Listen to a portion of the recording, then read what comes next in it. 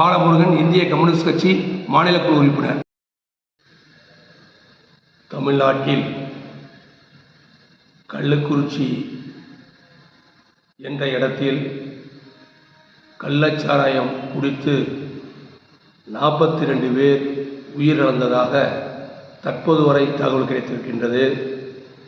இன்னும் 16 பேர் மிகவும் கவலைக்கிடமாக உள்ளதாக செய்திகளை பார்த்து வருகிறோம். கள்ளச்சாராய வியாபாரம் என்பது தமிழகத்தில் கடந்த ஆட்சி காலத்திலேயும் நடைபெற்றுள்ளது, தற்பொழுதும் நடைபெறுகிறது. இதற்கு காரணம்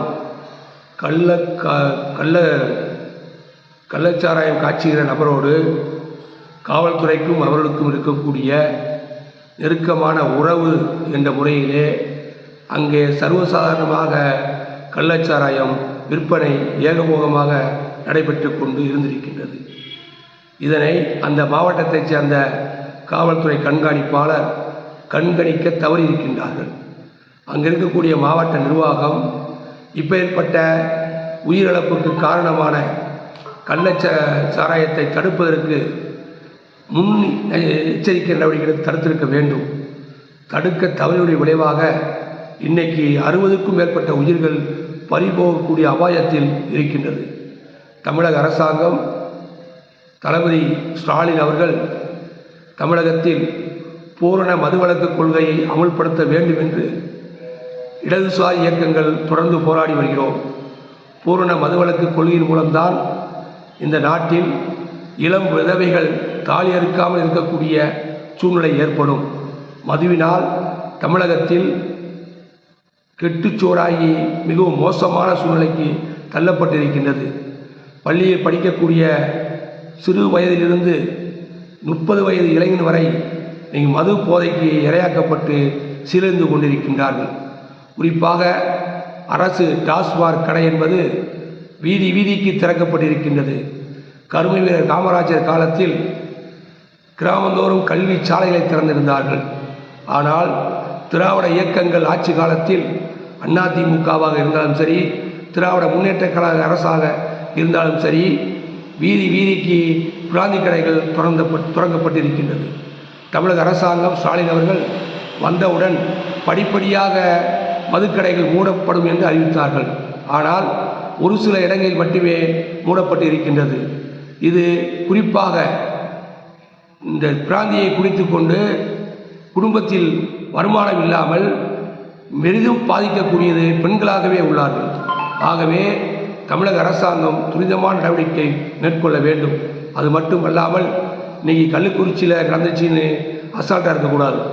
நம்ம மாவட்டம், விருதுநகர் மாவட்டம் கூட இன்றைக்கி நைட்டு 12 மணிக்கு மேலே கூட பிராந்தி கிட்ட கிடைக்கும். காலையில் 6 மணிக்கு பிராந்தி கிட்ட கிடைக்கும். கள்ளச்சந்தையிலே பிராந்திகளை விற்கக்கூடிய சூழ்நிலை உருவாக்கிவிட்டது. எங்கு பார்த்தாலும் பலசரக்கு கடையில் சரக்கு கிடைக்கிற மாதிரி இன்றைக்கி பிராந்தி கிடைக்குது. இதற்கு ஏற்கனவே ஸ்டாலின் அவர்கள் ஆளுங்கட்சிக்காரர்கள் தகவல் செய்தாலும் கூட நடவடிக்கை எடுக்கப்படும் என்று அறிவித்தார்கள். இன்றைக்கி என்ன நிலைப்பாடு? பிராந்தி கடையில் இருக்கக்கூடிய ஆளுங்கட்சி நண்பர்களாக இருந்தாலும் சரி, எதிர்கட்சி நண்பர்களாக இருந்தாலும் சரி, இன்றைக்கி பிளாக்கில் சாராயம் விற்கக்கூடிய, பிளாக்கில் பிராந்தி விற்கக்கூடிய சூழ்நிலை தலைவிரித்து ஆடுகிறது. இதனை மாவட்ட நிர்வாகம் தடுத்து நிறுத்தப்பட வேண்டும். காவல்துறை எவ்வித பாரபட்சமின்றி நடவடிக்கை எடுக்கணும். இன்றைக்கி ஆளுங்கட்சி என்ற பேரில் நீங்கள் விட்டேன்னு சொன்னால் இங்கேயும் அந்த அப்படி ஒரு சூழ்நிலை உருவாவதற்கான வாய்ப்பு கிடைச்சிடும். ஆகவே காவல்துறை துரிதமான நடவடிக்கை எடுக்க வேண்டும். தமிழக அரசுக்கு இதனால் அவப்பெயர் ஏற்படக்கூடிய விதமாக அமைந்துள்ளது. தமிழக அரசு எத்தனையோ திட்டங்களை, மக்களுக்கான திட்டங்களை செய்திருக்கின்றது. ஆனால் இது ஒரு விஷயத்தில் தமிழகத்தில் திராவிட முன்னேற்ற கழக தலைமையிலான அரசுக்கு அவப்பெயர் ஏற்பட்டு கொண்டு இருக்கின்றது. தடுத்து நிறுத்த வேண்டிய கடமை தமிழக அரசனுடைய கடமையாக கருதுகிறோம். குறிப்பாக